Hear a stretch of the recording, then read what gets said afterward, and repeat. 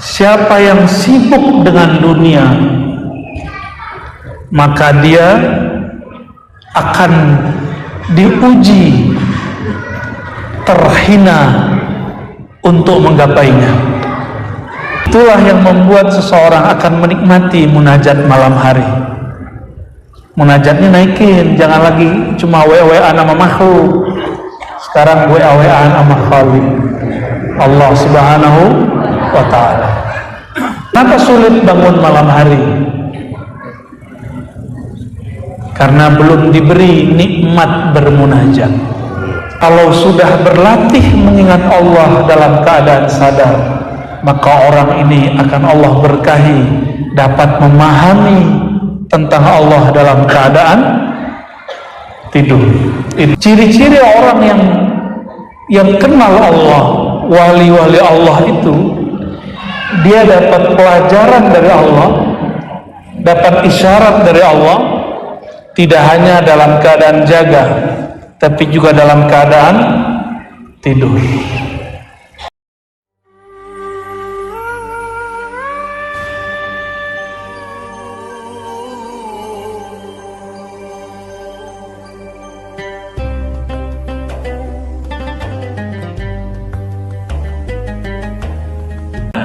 Sama kita ya.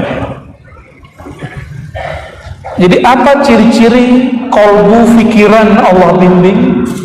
Tidak suka cari kesalahan orang, ya. Maka kalau teman-teman kita hijrah tapi sukanya membid'ahkan orang, dia baru dapat basor, belum dapat basirah. Basor baru memandang zahir, tapi batinnya belum terbuka.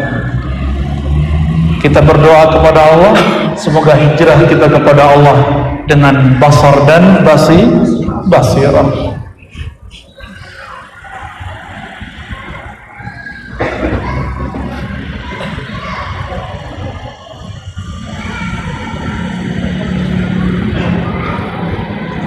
Ini kita baca yang pas untuk kita aja ya.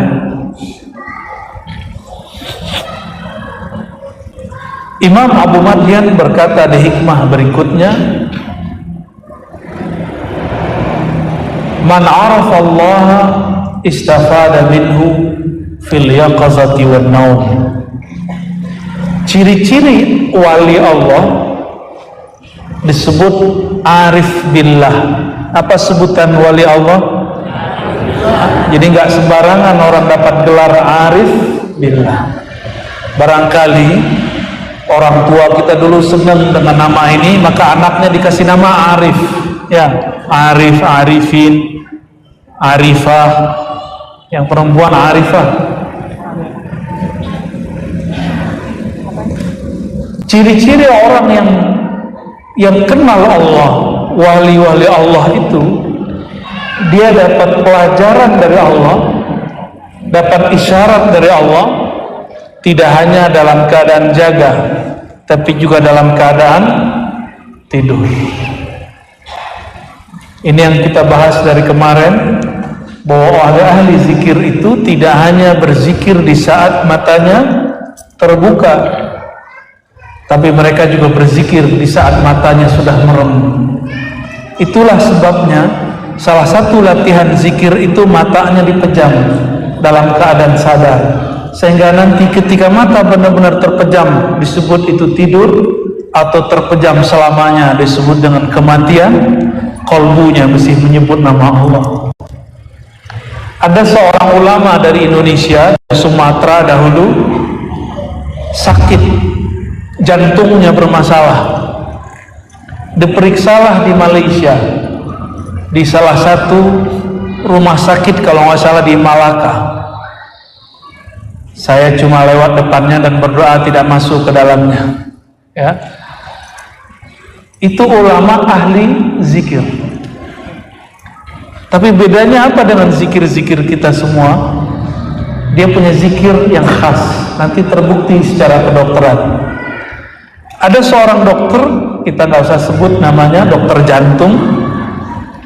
Ketika dia memeriksa jantung si bapak ini, kalau jantung bunyinya gimana? Duk, duk, duk, Begitu, benar nggak? Gitu ya, bunyi jantung. Tapi si dokter jantung ini yang dia dengar bukan apa yang dia dengar, Allah, Allah, Allah, Allah. Itu yang dia dengar. Dia kira dia halu. Antara halu sama yang asli kan mirip-mirip. Akhirnya dia panggil dokter yang lain, kamu coba dengar, saya salah dengar atau tidak? Coba perawat juga, semua mendengar sama. Yang terdengar di kolbunya, Allah, Allah, Allah. Merindinglah orang.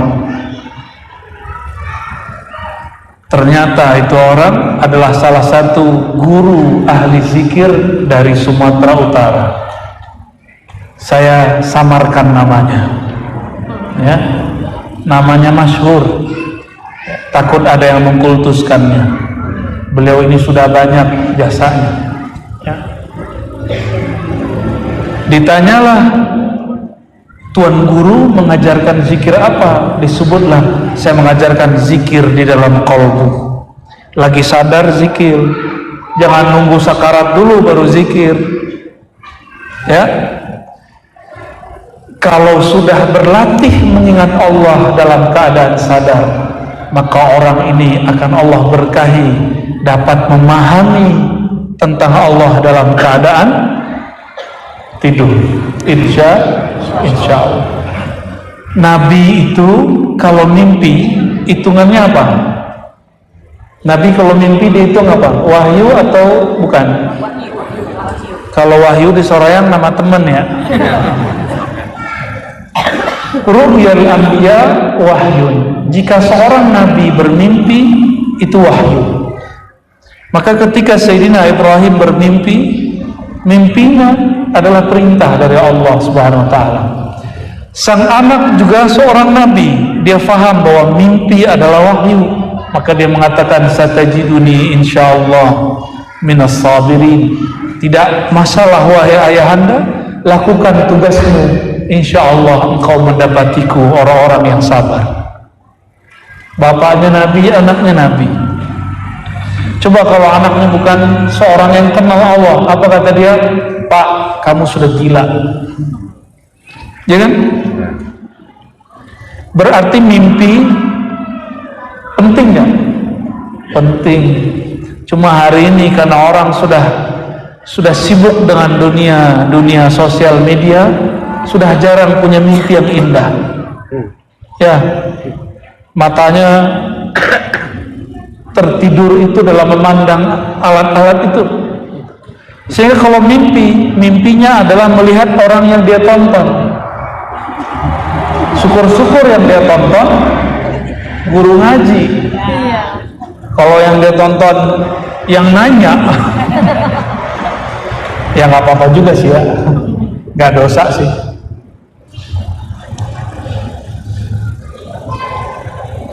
Ru'yatuka fil manam tarjamatun ma fi qalbik.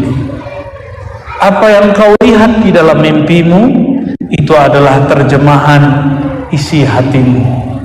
Jadi isi hati kita kalau rusak maka mimpinya rusak. Kalau hatinya lagi nakal maka mimpinya nakal. Jadi saya ngecek badan saya, ini benar apa enggak, itu mimpi. Lihat mimpi. Kalau mimpinya sudah mulai kacau, berarti badan kurang sehat, kolbu sedang gelisah. Bukan ngorok nggak ngorok ya, itu nggak ada urusan. Ngorok nggak ngorok tuh masalah lendir di rongga ininya, sinusnya ya.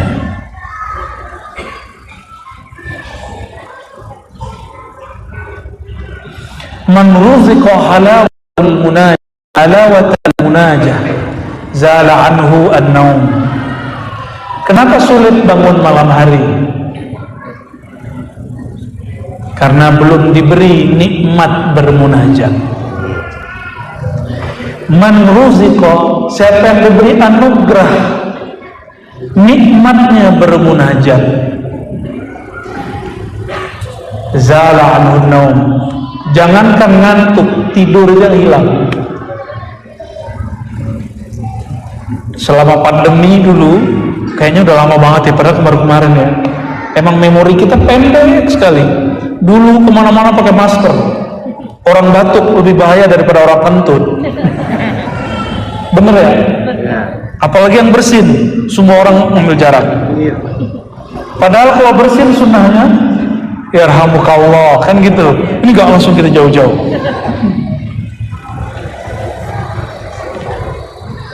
Di masa pandemi, kami dulu buat kajian hikam Ibnu Athaillah Sekandari, mulai jam 12 malam, dengan izin Allah kuat sampai jam 3. Alhamdulillah. Ada beberapa orang dari Soreang Bandung dulu datang ke sana.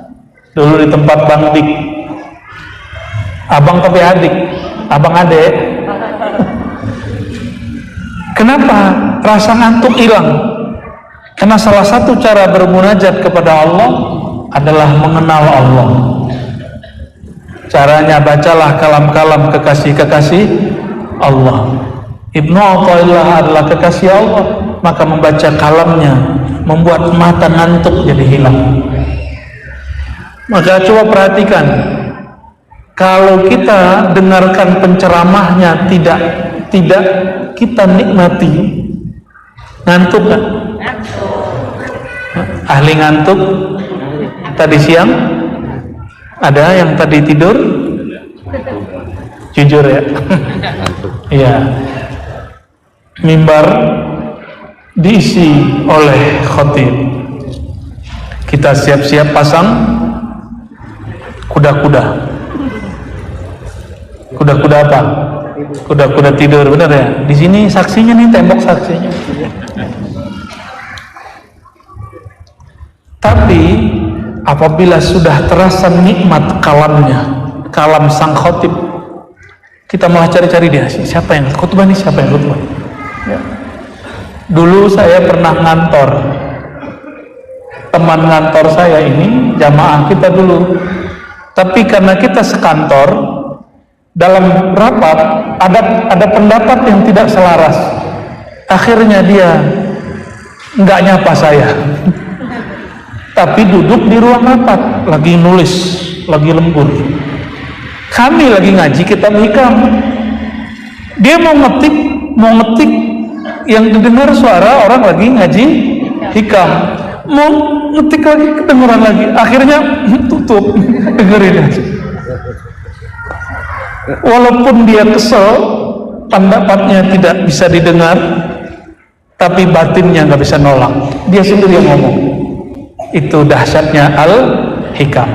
Kepada para ajengan bukan ingin mengajari, menggurui para guru, para kiai. Hikam bukan kitab hafalan, dia kitab pengalaman rohani. Maka wajib punya guru yang melatih kerohanian, baru ngerti al-hikam. Insya Allah. Kenapa munajat itu jadi nikmat? Dulu waktu antum senang sama seseorang yang sekarang jadi istri, udah punya istri kan? Jam 2 malam juga masih WA-WA nih, tuh kan? Kenapa bisa asik WA-WAan sampai jam 2 malam? Oh, di zaman itu masih pakai handphone Nokia ya?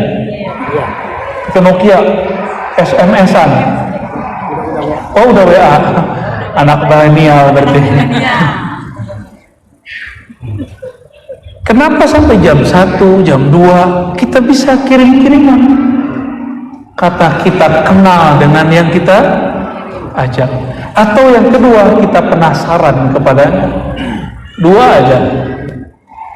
Itulah yang membuat seseorang akan menikmati munajat malam hari.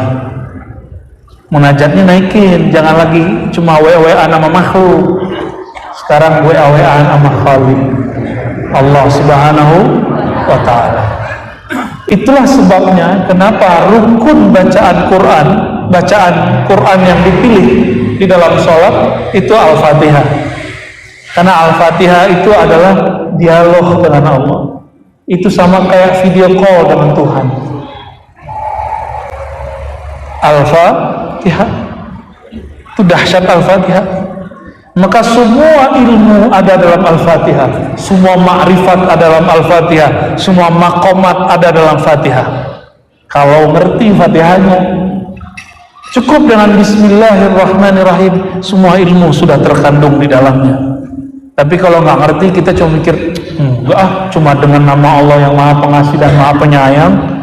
Dia nggak ngerti bahwa satu titik saja ada maknanya, apalagi sudah ada goresan baknya. Ya, apalagi sudah bergerigi sin, sudah ada mim tengahnya,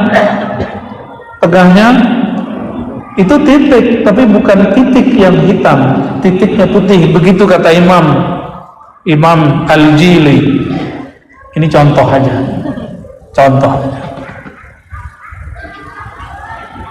Bismillah juga ada banyak macam. Tadi Bismillah mau tidur apa? Pas Jumatan Bismillahirrahmanirrahim. Kalau malam pertama Bismillahnya apa? Kalau mau berangkat keluar rumah Allahumma, Bismillahirrahmanirrahim lagi. Bismillahi tawakkaltu. Kenapa bukan Rahman Rahim? Beda. Kalau mau nyembelih Bismillahnya pakai apa? Kenapa nggak pakai Rahman Rahim? Kalau pakai Rahman Rahim itu pisau jadi tumpul, nggak tega gitu. Apalagi ada Bismillah naik kapal, naik pesawat sama Bismillahirrahmanirrahim wa mursaha, macam-macam Bismillah. Ada Bismillah penyerahan, Bismillah wala haula wala quwwata illa billah. Ada Bismillahnya Nabi Khidir, Bismillah la yasukul khaira illallah, Bismillah la yasrifu su'a illallah, Bismillah makana min ni'matin fa min Allah, Bismillah la haula wala quwwata illa billah. Macam-macam. Setiap nabi itu punya Bismillah yang lain, dan setiap kekasih Allah punya khas Bismillahnya. Saya udah ketemu beberapa wali, mau ngapain aja dia Bismillah, hatta dia miring dia Bismillah. Bismillah. Kalau kita udah berdiri duduk udah 7.000 kali nggak ada Bismillahnya, makanya nggak jadi wali, jadi wali murid aja paling tinggi. Saya akhirnya berpikir keras, Allah angkat derajat beliau, ternyata nggak ada yang spesial. Karena saya pernah tidur di surau, beliau ada di sana, tahajudnya nggak panjang.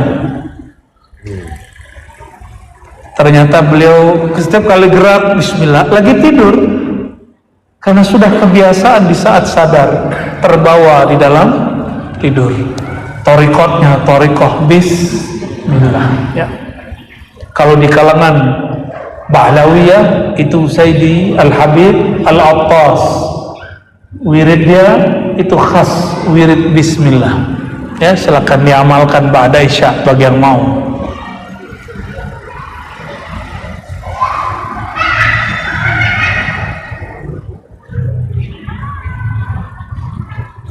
Gimana? Udah cukup belum? Lanjut. Lanjut ya. Sering dengar ada orang ngaku-ngaku makomnya tinggi, wali, ngaku jadi mursyid, ngaku ahli zikir, ngaku tarekat banyak. Kayaknya saya semua tuh ya. Astagfirullahaladzim. Enggak, saya selalu setiap hari menuduh diri, ya Allah, Engkau munafik. Kepada diri, ya Allah, Engkau mengerti diriku munafik. Setiap hari saya mengatakan itu. Ternyata dalam Sahih Bukhari, Imam Al-Hasan Al-Basri mengatakan, aku bertemu sahabat-sahabat Nabi, tidak ada satupun yang mengatakan imannya seperti Jibril. Mereka selalu mengatakan, engkau munafik, dirimu munafik, dirimu munafik. Tidak ada orang yang sok suci di kalangan sahabat. Kenapa hari ini orang baru beragama beberapa lama, ya, baru mustad beberapa tahun, belum pernah perang fisabilillah, bertemu musuh secara fisik, yang ada cuma orang lagi ngapa-ngapain di bom, itu mah cemen. Pejuang itu musuh kelihatan, dia bawa senjata, sono bawa senjata, itu baru jihad. Kalau orang lagi sholat di bom, itu bukan jihad. belum pernah jihad sudah jahat. Para sahabat setiap kali perang dia ikut. Ada sahabat baru malam pertama nikah, belum sempat mandi wajib, tahu-tahu ada pengumuman, semua para prajurit kumpul. Apa kata dia? Neng, AA dipanggil sama Rasulullah. Apa kata si Neng? Kalau Rasulullah yang panggil engkau, berangkat. Nggak ada ceritanya, jangan di sini, berangkat, mandi di tengah jalan. Berangkat dia. Ternyata beliau belum sempat mandi, musuh sudah datang, langsung ambil pedang, mengalahkan beberapa musuh, tapi tiba-tiba ada yang menombak, mati, meninggal dalam keadaan junub. Langsunglah Sayyidina Jibril yang memandikannya. Itu kayaknya kematian yang indah ya. Yang mandiin siapa? Sayyidina Jibril alaihissalam, bukan AA Jibril. Sayyidina Jibril. Apalagi AA Mikael. Banyak di sini ya. Saya minta ampun kepada Allah jika ada kata-kata seakan-akan mengakui mengalami satu makom, merasa sempurna, merasa suci. Kita minta ampun kepada Allah Subhanahu wa taala.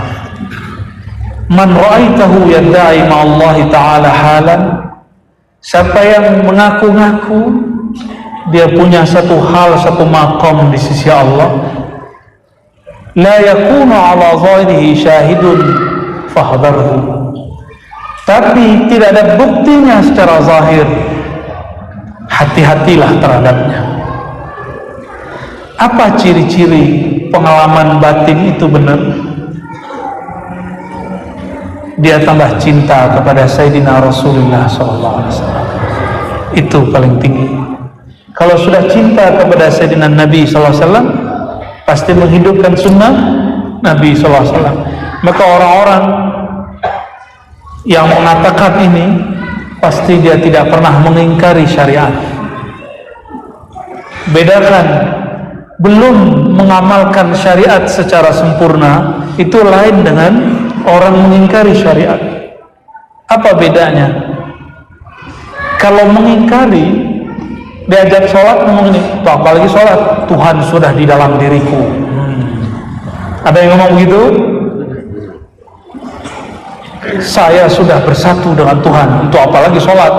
Sholat itu bagi orang yang belum sampai kepada Allah. Yang ngomong begitu? Rasulullah pernah ngomong begitu nggak? Adakah yang lebih tinggi makomnya dari Rasulullah SAW? Nggak ada. Jika Rasulullah yang sudah diizinkan Allah sholat, bermunajat di atas arsy, tetap sholat 5 waktu. Tapi sholatnya kapan? Turun dari Mi'raj, belum nggak langsung sholat. Sholatnya setelah hijrah, nggak langsung juga. Belum, masih ibadah kok. Lain dengan seseorang yang lagi mabuk zikir, mabuk ma'rifat, lalu dia sudah tidak ingat jam sholat. Nah, itu lain cerita. Dia bukan ingkar sholat, dia cuma lagi mabuk. Maka ada Habib-Habib yang disebut Habib Majdub, kejedot. Bukan kejedot. Majdub itu artinya akalnya ditarik oleh Allah. Yang ada cuma cintanya kepada Allah. Orang jatuh cinta itu kan banyak nggak rasionalnya, benar nggak? Benar nggak? Iya. Yang nggak perlu dilakukan, yang nggak sesuai dengan rasio terjadi. Begitulah cinta, namanya cinta.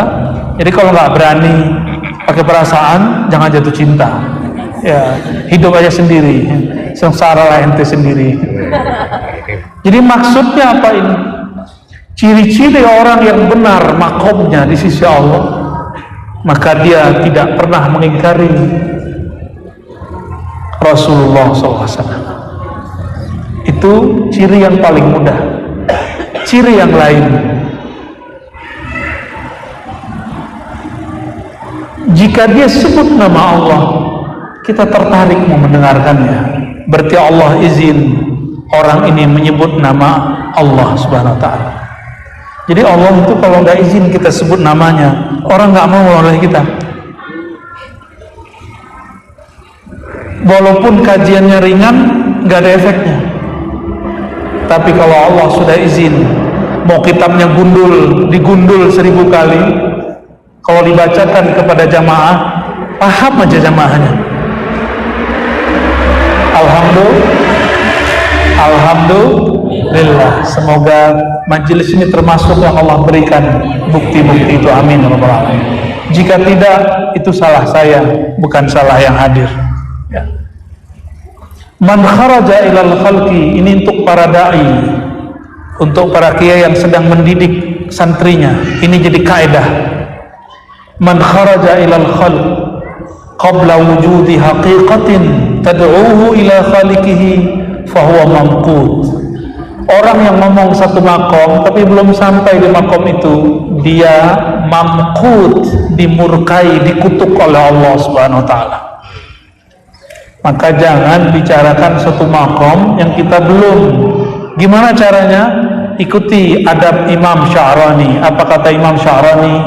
Menurut Imam Fulan, menurut Imam Fulan, begitu, menukil.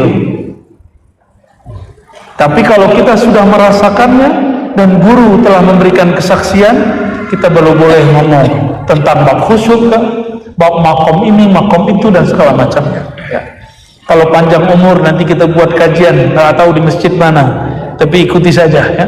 Ada makomat rohani, tahapan rohani itu sampai di mana? Kalau ada orang sekolah ada kelas 1, 2, 3, ya, nggak usah khawatir. Saya nggak mampu baca kitab, yang baca kitab saya aja, antum nggak usah. Emang untuk kenal Allah harus mampu baca kitab. Seandainya begitu, Rasulullah akan ajak orang kuliah. Di zaman Rasulullah SAW diajak kuliah nggak? Diajak kuliah UIN Bandung gitu? Kan enggak. Diajak masuk pesantren gitu? Kan enggak. Justru ilmu pesantren dan kampus hari ini bersumber dari Rasulullah SAW, dan beliau tidak mampu tulis baca yang antum baca hari ini. Tapi yang antum baca hari ini itu semua ilmu dari kolbunya. Ya untuk apa dibaca-baca begitu? Enggak level. Karena kolbunya adalah lembaran-lembaran kitab. Sallallahu alaihi wasallam. Lebih alim Nabi Muhammad sallallahu alaihi wasallam atau malaikat Jibril?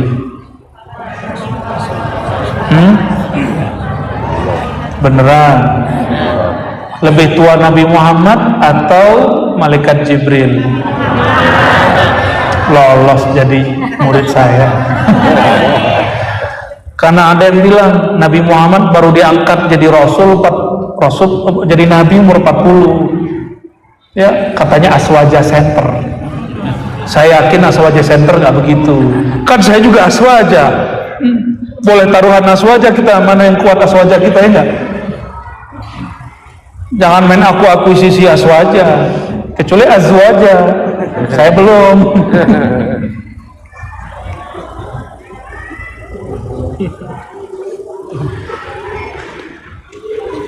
Orang yang dia belum sampai ke Bandung, cerita kota Bandung, menarik nggak? Belum sampai ke Monas, cerita Monas. Apa kata orang? Halu. Enggak, saya lihat di YouTube. Oh boleh lah ya, boleh lah. Ya, boleh ya, boleh.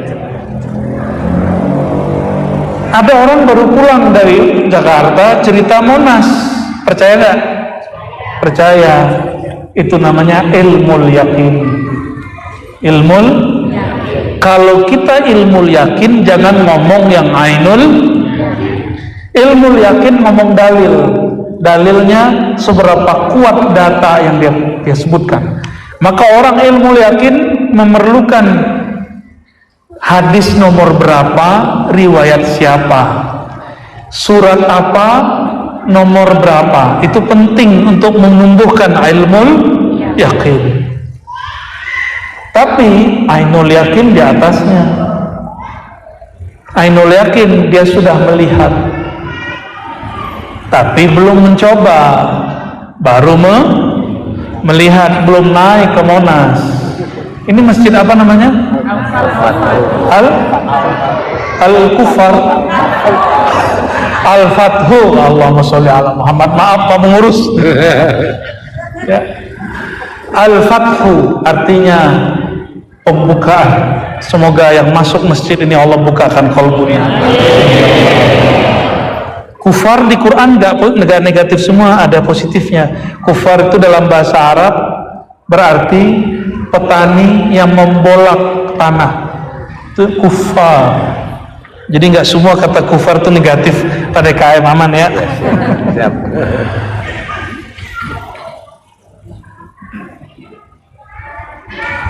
Apabila seseorang membicarakan sesuatu yang dia belum lihat, maka dia harus buktikan dengan dalil.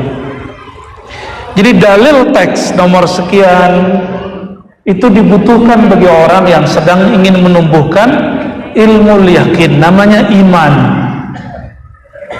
Tapi kalau ingin lebih tinggi, langsung ke sana. Coba tulis apa ya, madu, lalu gigit-gigit tulisannya, terasa nggak manisnya? Nggak bener? Serius nih? Itu kan madu. Itu kan madu. Tulisannya, yang madu hakikinya belum. Ada orang nggak pernah nulis MADAU, tapi dia minum hampir tiap hari. Kata kawan, jangan minum madu, itu pahit. Kita sudah coba bahwa itu manis. Kita ngikut siapa? Kita yang sudah coba. Kalau ada orang bilang itu bid'ah gimana? Hah? Justru kita bingung. Ini yang teler, yang gila, aneh apa ente? Zikir la ilaha illallah itu nikmat. Mau sir dikecilkan suaranya atau dikeraskan, nikmat. Tiba-tiba ada orang ngomong bid'ah, saya bingung, itu gila saya apa dia? Ya, yang jahil saya apa dia? Dan sedihnya ada seseorang, dia belum menikmati la ilaha illallah, lalu ada orang membid'ahkan zikir la ilaha illallah berjamaah, dia ikut-ikutan. Kenapa? Karena belum menikmatinya. Ya.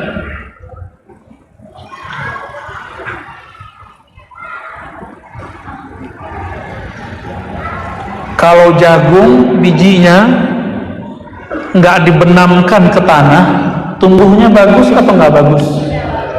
Tapi kalau terlalu dalam, tumbuh nggak? Nah, ini untuk guru dan orang tua. Jadi guru dan orang tua jangan terlalu longgar kepada anak, jangan terlalu keras kepada anak. Kalau terlalu longgar, si anak mau eksis sebelum waktunya. Maka si bocil-bocil itu minta motor, umurnya baru 6 tahun. Kalau Adimas anaknya berapa tahun? Yang terakhir 4 bulan. 4 bulan. Oke, ada yang 12 tahun nggak? 9 tahun. Kalau minta motor dikasih nggak? Nggak, saya kemana? Saya anak loh. Ternyata kalau orang tua menahan pemberian kepada anak, itu karena sayang kepada anak, benar gak? Allah lebih sayang kepada kita daripada orang tua. Jika Allah menahan satu doa belum dikabulkan, usaha belum sukses, berarti Allah tahu engkau jika diberikan kesuksesan, engkau akan lupa, engkau akan celaka. Siapa murid Nabi Musa yang kaya lalu pura-pura nggak kenal Nabi Musa? Namanya siapa? Korun. Makanya anak kecil sekarang kalau gali-gali tanah cari harta karun katanya. Si Korun tenggelamnya di Mesir, nyarinya di Soreang, ketemu nggak? Nggak ketemu.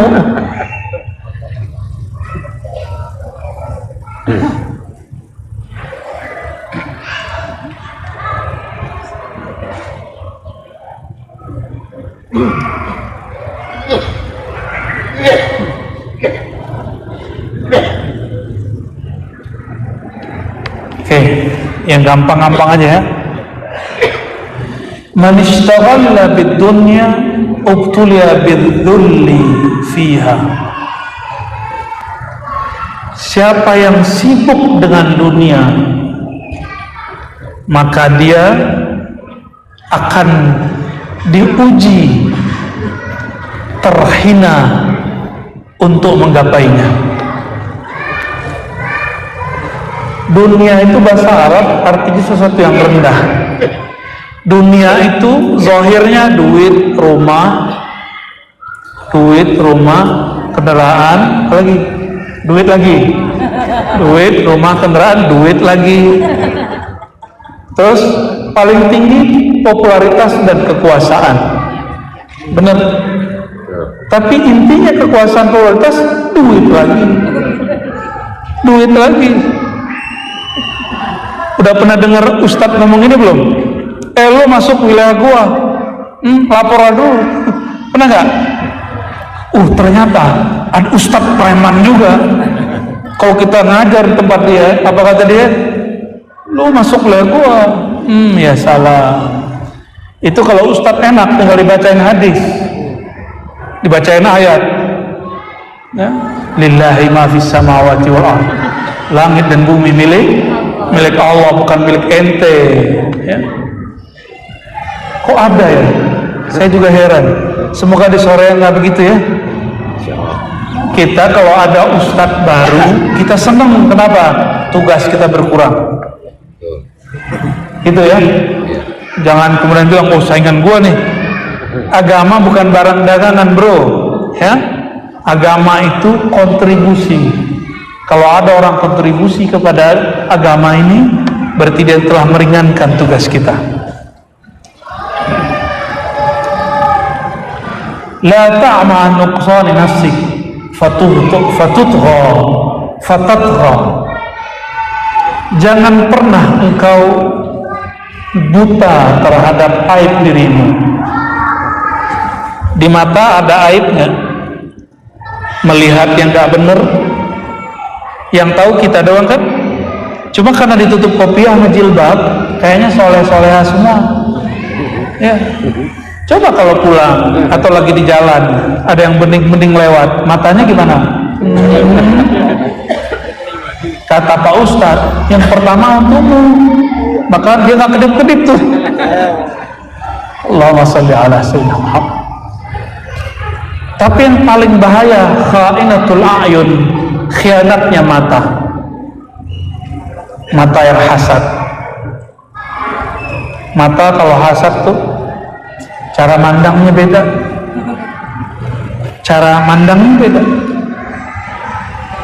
Hasad itu tergantung seberapa pengetahuan orang itu dan seberapa besar penyakit di kolbunya.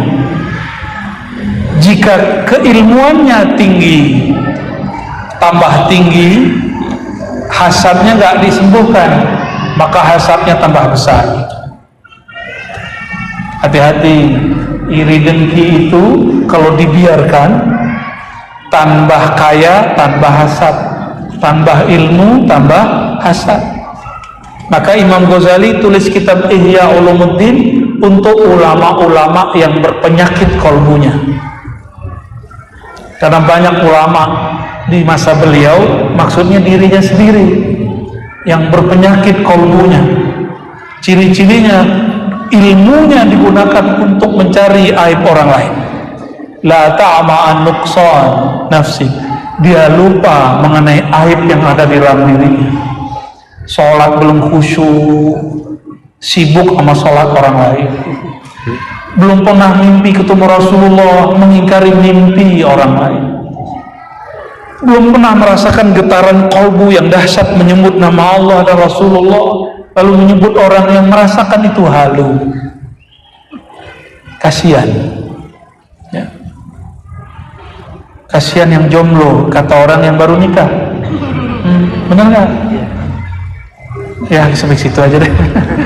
Apa akibatnya jika orang tidak memperhatikan aibnya? Fatatgha, engkau akan tergelincir seperti syaitan. Iblis itu aibnya banyak, tapi dia lupa. Dia sibuk dengan aib pendatang baru di surga bernama Adam. Ternyata orang-orang lama dan orang-orang tua itu diuji selalu dengan orang yang baru tapi menarik.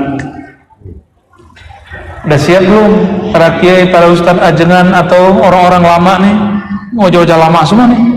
Kan bukan lahir tadi pagi kan? Orang udah lahir kapan gitu. Wajah-wajah usang semua nih. Kita ini akan digantikan oleh generasi baru. Mau nggak mau? Tergantung. Mau, tidak maunya itu ridho atau nggak ridho. Nah, gimana caranya? Mulailah pelajari aib qalbi.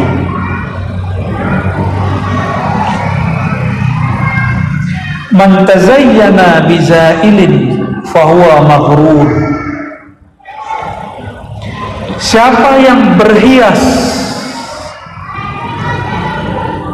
dengan sesuatu yang zail, zail itu yang akan binasa, fahuwa maghrur, dia telah tertipu. Dunianya ustadz ini, saya ngomong diri saya sendiri. Kalau pakai jubah begini tambah alim nggak? Tambah ganteng.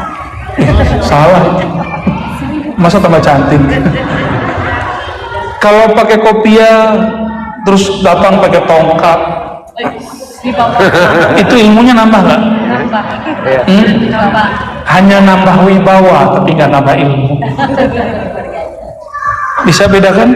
Iya. Ya, maka para kiai nggak usah sibuk dengan performan. Ini karena saya dapat rezeki, saya nggak nolak. Ya kan? Idza utita fala tarud, kalau ada yang ngasih kamu terima aja, yang penting halal ya. Yang penting bukan gratifikasi kan ini? Bukan. Gratis sih ya. Alhamdulillah, istri saya nanti cemburu. Oh gitu. Allahumma sholli ala sayyidina. Orang yang berhias dengan gelar LCMA, doktor, PhD, kiai haji, apalagi ada? Hah? MM, apa tuh MM? Mewek mulu. Itu gelar laku nggak masuk kubur? Walaupun ditulis di batu nisan, Prof. Doktor, Kompor, nggak laku. MM nggak laku. LC nggak laku. Lulusan Ciwidey nggak laku. Ziarahnya ke Fir'aun ya? Oh enggak. Karena banyak yang LC pulang-pulang membid'ahkan ziarah, tapi dia suka ziarah ke Fir'aun, pasang status di belakangnya ada sping. Gitu. Spingnya di sini terus dia begini. Allahumma sholli ala Muhammad. Orang yang membangun dirinya dengan sesuatu yang akan binasa, sesuatu yang tidak pernah kekal, dia sedang tertipu. Ini curhat saya, curhat tapi ini berkaitan dengan ini. Dulu saya kalau mau ceramah, jenggot itu dipanjang-panjangin, ditarik-tarikin kalau perlu keluar, supaya disebut ustaz. Serius ya. Kalau sudah begitu terus apa, bajunya pakai gamis atau pakai sarung, pakai rapi-rapi, di sini ada rida, ngomongnya agak di Arab-Arabkan sedikit. Assalamualaikum warahmatullahi wabarakatuh. Alhamdulillahirabbil alamin. Dulu begitu. Saya kira dengan begitu orang akan percaya saya adalah ustaz. Waliullah katanya, waliullah. Baru dengar malam ini Pak, waliullah. Ternyata nggak ngefek. Jamaahnya dari dulu 3, 4, 5, paling banyak 15. Kenapa? Istilah Arabnya kebanyakan. Akhirnya jamaahnya hanya mengarab maklumi. Istilah Arab semuanya. Ini ya akhi, sesuatu yang bid'ah hasanah, bid'ah sayyi'ah. Jemaahnya udah besok, ini apa? Dalam mustalah Arabiyah, ini sesuatu yang mamnu' mahzur fi syariah. Itu istilah, semuanya akan hilang. Jamaah itu nggak akan menganggap kita ustaz karena istilahnya Arabi-Arabi aja terlalu. Bukan itu. Cobalah lihat kiai-kiai di kampung-kampung, baca jazakumullah tapi kolbunya dahsyat. Benar gak? Jimnya jadi za-nya jadi jim, tapi kolbunya bergetar. Kita apakah ainnya sudah patah-patah, lidah dan sakit, tapi tidak menggetarkan sama sekali. Saya ketemulah kiai di pelosok Jawa, ngomong medok, baca baknya sangat fasih. Bismillahirrahmanirrahim. Haknya itu agak lebih fasih lagi, rokim. Tapi jika dia menjelaskan satu teks, dia ngomong pakai bahasa Jawa, tapi hati saya kok enak dengarnya. Ternyata dia tidak hanya ngomong dengan bahasa Jawa, dia mengikut sertakan bahasa kolbu. Itu yang mahal. Itu yang mahal. Ya. Jadi gaya-gayaan kalau mau ceramah itu tidak kekal. Yang kekal itu ilmu, karena ilmu milik Allah. Oke, jadi jangan sibuk dengan performa. Tapi boleh nggak pakai baju yang bagus? Senang banget harus.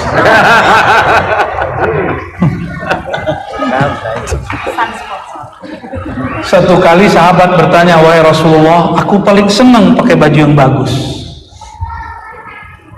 Apa kata Rasulullah SAW? Inna Allah yuhibbu, Allah sangat suka melihat bekas nikmatnya tampak. Kita kalau ngasih seorang hadiah terus dia pakai, senang nggak?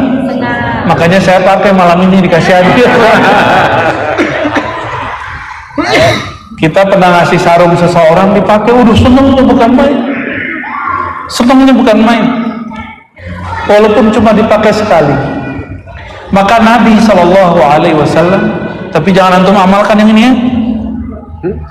Ketika diberikan baju oleh seseorang, dipakai jubah. Dipakai, belum lama dipakai, tiba-tiba ada yang berdiri, ya Rasulullah, dengan nama Allah aku mohon bajumu, baju engkau. Nah, gitulah. Ini nggak boleh diamalkan. Suka-suka aja ya. Alhamdulillah. Lalu apa yang Rasulullah katakan? Baik, saya duduk sebentar. Duduk sebentar. Ingin menyenangkan yang beri. Akhirnya jubah itu diberikan kepada siapa? Orang yang minta. Tapi dia dibuli oleh para sahabat. Karena sahabat cinta dengan Rasulullah. Apa kata mereka? Kamu ini nggak punya perasaan. Tuh, nggak punya perasaan. Modus. Rasulullah baru diberi hadiah, tapi engkau berani memintanya. Ini alasan nih. Alasan nih ya. Tahu-tahu orang itu jawab dan semuanya diam. Tahukah kalian ini untuk apa? Ini untuk kafanku. Ternyata dia sudah merasakan bau tanah. Ini nggak boleh jadi kain kafan, jadi nggak boleh minta. Allahumma sholli ala sayyidina. Emang ada mayat jenazah dikafani pakai baju alvis? Langsung sial dunia akhirat.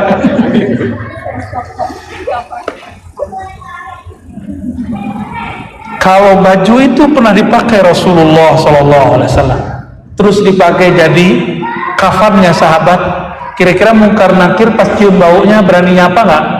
Berani negur nggak? Siapa Tuhanmu? Berani nggak? Nggak.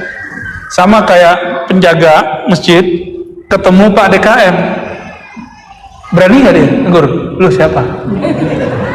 Ditanya balik, lu siapa? Kan begitu ya? Aing. Allahumma sholli ala Muhammad. Kalau bahasa halus siapa? Oh, kurang. Abdi. Keren beruang. Allahumma sholli ala Muhammad. Ini kajian penutup. Jam berapa nih? 9:30. Ini nggak tahu panjang atau pendek nih penjelasannya ya. Apa ciri-ciri orang Indonesia mengistilahkan sesuatu Arabiah, tapi istilahnya tidak tepat. Contohnya, saya sedang girah Islamku sedang kuat. Nah, gitu kan? Padahal istilah ghirah itu nggak cocok. Yang cocok tuh haniyah. Coba tanya para kiai. Bukan girah Islam, tapi haniyah Islamiyah, semangat berislam. Cuma apa boleh buat? Beberapa toilet aja udah ganti dari toilet laki-laki jadi ikhwan. Mau Islami, tapi untuk jadi Arabisasi. Saya udah bolak-balik ke Arab tuh nggak ada tuh toilet ikhwan tuh nggak ada. Yang ada rijal bisa.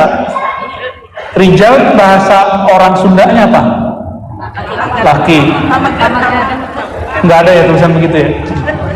Laki gitu aja ya. Toilet perempuan bukan akhwat. Tulis perempuan. Ya. Atau istri. Oh, di sini jadi istri nggak perlu pakai atap ya. Lahir perempuan udah istri. Al-Haniyah, semangat beragama itu dibagi 3. Jadi orang kalau berghirah Islamnya kuat atau haniyah Islamnya kuat, maka dilihat dari 3 indikator. 1, indikator zahir badannya. Al-haniyah fil abdan tarkul mukhalafah bil jawarih. Orang yang terlihat bergairah Islamnya, ciri lahiriahnya, tubuh ini dia tidak biarkan mendurhakai Allah Subhanahu wa ta'ala. Itu ciri-cirinya. Artinya mulai mengurangi maksiat, baik di keramaian ataupun ketika sendiri. Ujian iman itu kalau sendiri sama mojok berdua, itu ujian iman. Jadi cek orang beriman bukan lagi di masjid, tapi ketika dia sendiri. Kita sendiri ngapain? Buka yang benar atau yang nggak benar? Itu pencirian imannya kuat atau tidak kuat. Dan yang kedua, hamiyah fil qulub, girah di dalam qalbu, hati. Apa ciri-cirinya, indikatornya? Tarkur rukun ilal aghyar. Rukun, ternyata rukun bahasa Indonesia itu maknanya ada 2. Rukun berarti bagian daripada rangkaian rukun sholat, berarti bagian. Kalau RT artinya apa? Rukun tetangga. Itu bukan bahasa Indonesia, itu dari bahasa Arab. Rukun jamak dari ruknun, artinya pilar, tapi juga berarti kecenderungan. Ya, hati yang cenderung disebut rukun. Maka rukun tetangga, hatinya saling baik dengan tetangganya, disebut rukun. Ayo rukunkan tetangga, kan gitu ya. Ciri-ciri orang yang semangat keislamannya sampai ke dalam kalbunya, takur rukuni, tarku meninggalkan kecenderungan kepada selain Allah Subhanahu wa ta'ala. Maka hobinya mulai menyebut-nyebut nama Allah, mulai senang. Kalau di rumah tuh nyamannya nonton, bener nggak? Bener ya, karena ada TV-nya. Tunggu dulu, Netflix-nya ada tapi nggak ada pulsanya. Ada tapi lupa passwordnya, nggak bisa juga. Ada semua, lampu padam, nggak bisa juga.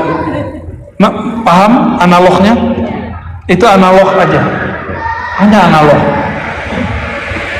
Jika seorang hamba sudah berbayar premium kolbunya, ya, artinya dia sudah terhubung kepada ilmunya Rasulullah SAW lewat ulama siapa, torikot apa, mazhab apa, maka nanti jika dia sendiri, dia akan nyetel Netflix di kolbunya, YouTube di dalam jiwanya. Karena film di dalam kolbu lebih menarik daripada film yang ada di ya. Nonton nih, dulu awal-awal punya parabola masih ingat nggak, nonton dari pagi sampai pagi lagi ya kan? Gelisah nggak? Pikiran tenang? Nggak tenang. Dibeliin PS, sekarang PS berapa? 5. Main dari pagi sampai malam, itu gelisah loh. Kok bisa gelisah? Beli handphone, gadget baru, senangnya 1 jam 2 jam, sudah lancar, udah hilang penasarannya.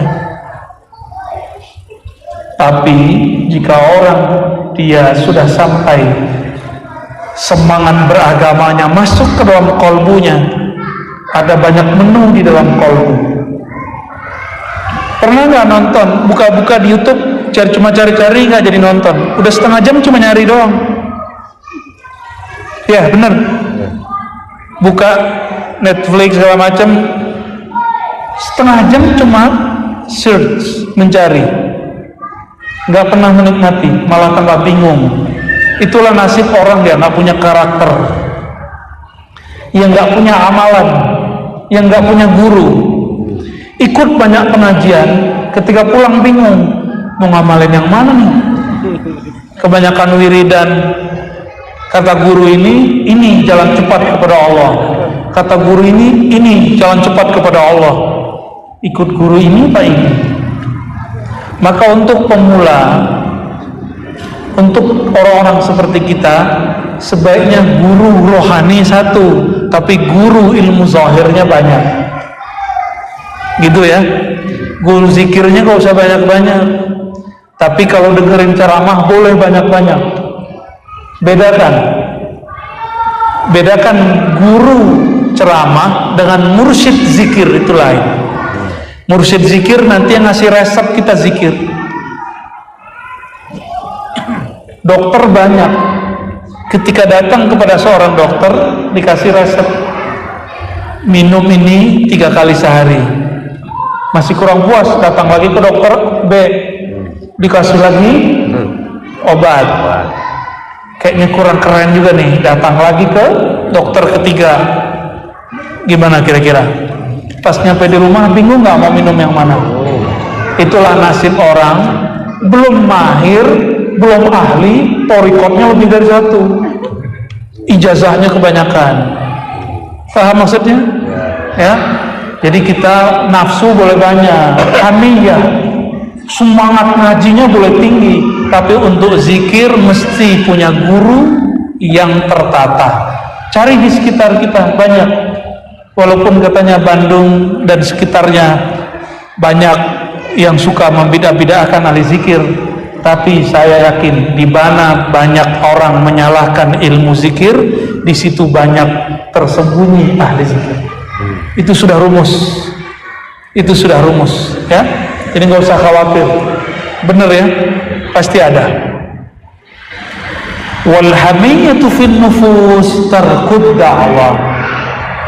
Sedangkan girah Islam yang pada jiwa, jadi ada badan, ada kolbu, ada jiwa. Apa bedanya? Orang-orang yang semangat beragamanya sudah masuk ke dalam jiwanya, dia tidak suka ngaku-ngaku, tarkud dakwah, nggak sok-sok suci, nggak sok bener. Nah, selama ini kita masih sibuk dengan penampilan dan slogan, ya. Akhirnya apa yang terjadi? Orang yang lain simbol dengan kita nggak suka. Saudara-saudariku bukan Allah, Inilah hikmah Imam Abu Madian. Hikmahnya lebih tua dari hikmah Imam Ibnu Athaillah Sakandari, tapi isinya luar biasa. Saya yang paling tertarik dengan kalam yang tadi, man tazayyana bizailin fahuwa maghrur. Inilah quote yang paling menarik malam ini. Siapa yang menghias dirinya dengan sesuatu yang akan binasa, maka dia sedang tertipu. Ya, jadi bagi orang-orang yang sedang berjuang, jangan berhias dengan penampilan, dengan gaya-gaya kearab-araban, ya. Yang sedang lagi berjuang berjihad bukan dengan itu, yang sedang berdakwah bukan dengan mengarabkan umat, tapi mengislamkan umat, itu lain. Karena Arab di zaman Nabi itu juga tidak semua muslim, apalagi Arab sekarang. Sudah lihat kan Saudi hari ini, ya, maka kiblat, ini kabar gembira di akhir zaman. Kiblat Islam yang belum pernah dibuka oleh Allah adalah Nusantara. Ini bukan Islam Nusantara, itu lain cerita.